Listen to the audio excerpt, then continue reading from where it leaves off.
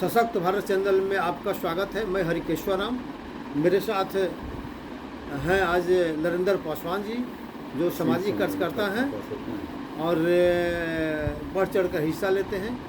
तो आज हम लोग ये डिस्कशन करने जा रहे हैं कि नरेंद्र मोदी जी का जो आर्थिक सलाहकार विवेक देवराय, उन्होंने एक लेख लिखा और लेख में स्पष्ट किया कि अब भारत का जो संविधान है ये पूरी तरह से अप्रासंगिक हो गया है, इसको अब बदल देना चाहिए।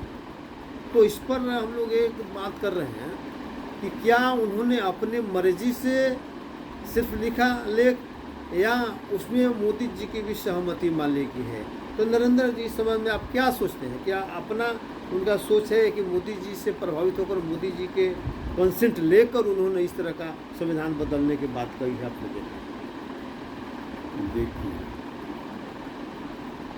आपने जो प्रश्न किया है तो बड़ा गुण है। लेख की जहाँ तक सवाल उठती है तो भारतवर्ष के बहुत से अर्थशास्त्री आए दिन लेख लिखते रहते हैं, जो विश्व स्तरीय स्तर के आर्थिक लेखक माने जाते हैं। और जहाँ तक इनके सलाहकार की बात है तो इनके आर्थिक सलाहकार और राजनीतिक सलाहकार दोनों पर विचार किया जाना चाहिए।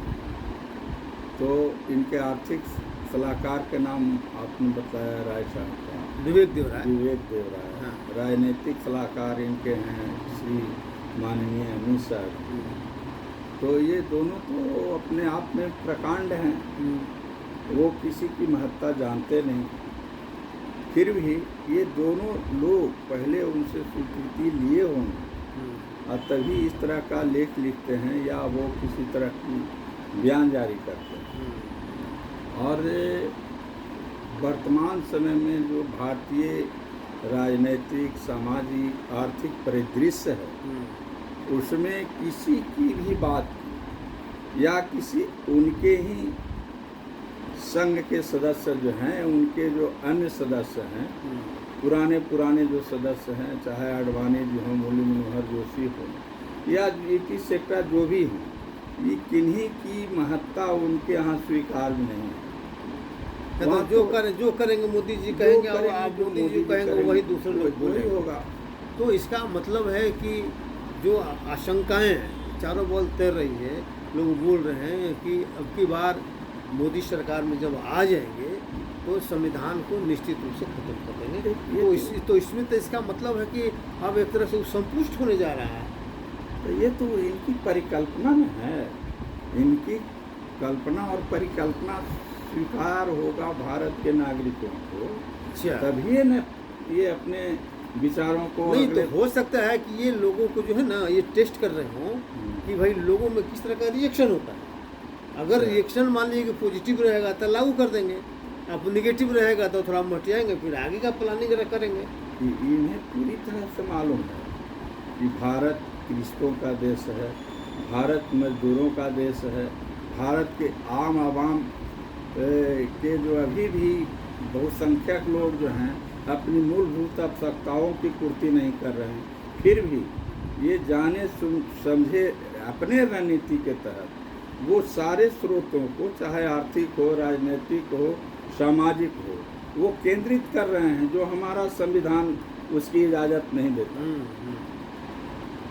तो ये आखिरी लोग को एलर्जी किस बात का है? अभी मान लीजिए जो संविधान में हम लोग देख रहे हैं कि कोई गरीब का बच्चा जो है वो भी राष्ट्रपति बन जा रहा है। मोदी खुद ही अपने आप को बैकवर्ड कहता है, प्रधानमंत्री इसी संविधान के चलते मान लीजिए बन गया। आप देखिए गरीब घर का सुनते हुएगा कि भाई ये लड़का आईएएस कोई बन गया, कोई मान लीजिए कमाने वाली, मान लीजिए कि जो घर में काम करने वाली महिला है उसका लड़की डॉक्टर बन गई। तो इस तरह से आप सुनते तो इसी संविधान के चलते सब हो रहा है। तो फिर इस संविधान को हटाने के पीछे क्या मसला हो सकता है? काहे लोग तो सोचता है?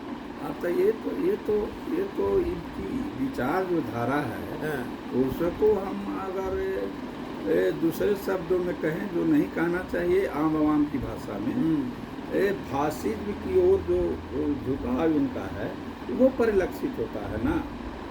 और मेन विचारधारा उनको विचारधारा जो मतलब वो जो समाजवादी विचारधारा है। मान लिया जाए कि ये कहते हैं कि हम गरीब घर के हैं, बहुत चाय बेच करके या लेकिन वैचारिक रूप से तो वैचारिक रूप आरएसएस से- के मान लिए कि है वो आदमी हाँ, वैचारिक रूप से तो अधिनायकवाद मान लिए कि जो है ना, अधिनायकवाद है, पूंजीवाद है, समानता सांप्रदायिक विरोधी है, हैं, समानता के हाँ, विरोधी हैं, वो स्वतंत्रता के विरोधी हैं। विरोधी हैं।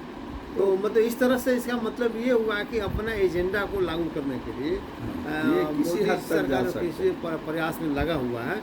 लेकिन क्या ऐसा नहीं करना चाहिए कि मोदी को खुलेआम जो है अपने घोषणा पत्र में डालकर खुलेआम डंगे की चोट पर इस चुनाव लड़ना चाहिए कि हम आएंगे तो संविधान खत्म कर देंगे? क्या ऐसा हिम्मत जुटा पाएंगे वो? नहीं, ऐसा तो ये कभी भी भूल करके भी इन लोग ऐसा नहीं करते।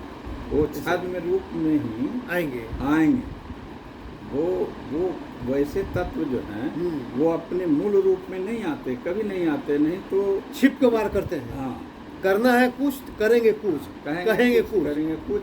वो कहेंगे कि सभी ये भ्रष्टाचारियों को हम जेल में डालेंगे, खत्म करेंगे। हाँ, लेकिन वो सभी भ्रष्टाचारियों को जो अपने शीर्ष पार्टी में स्तर डाल पर- देंगे, अपने पार्टी में डाल देंगे। पार्टी में डाल देंगे, सत्ता सौंप हाँ, देंगे। सत्ता सौंप देंगे, पार्टी में डाल देंगे। हाँ, है कि तो नहीं? ये तो कहा कि अगर बेईमानी करना है तो मेरे लिए करो, हाँ, दूसरे लिए भ्रष्टाचार क्यों करते हो? सही बात। जो भ्रष्टाचार करना ही है तो मेरे लिए करो, उनका ये- बेईमानी करना है तो मेरे लिए करो। जी, तो इस तरह से मान लीजिए कि ये स्पष्ट हो रहा है कि ये संविधान बदलने का जो चर्चा है सिर्फ मान लीजिए कि इसलिए हो रहा है ताकि लोगों को टेस्ट किया जाए कि लोगों में किस तरह का रिएक्शन होता है, और बिना मोदी जी के कहे अनुसार नहीं हो सकता है।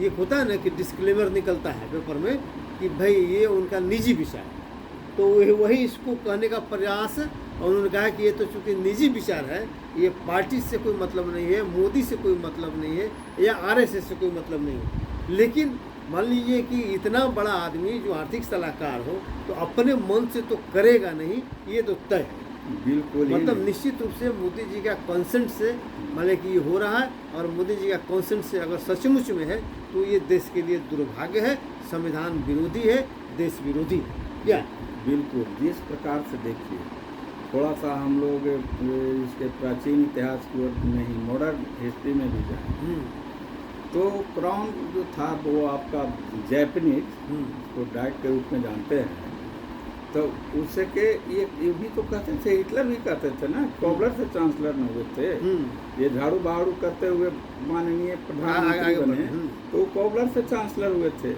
तो उनके सेक्रेटरी एरिया बेरिया थे, उनका ये स्लोगन था।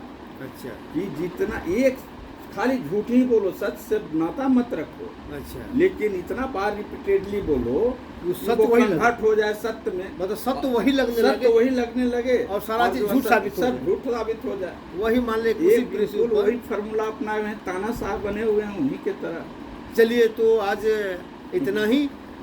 जय भीम, जय भारत, जय संविधान। जय भारत, जय संविधान, जय मूल निवासी।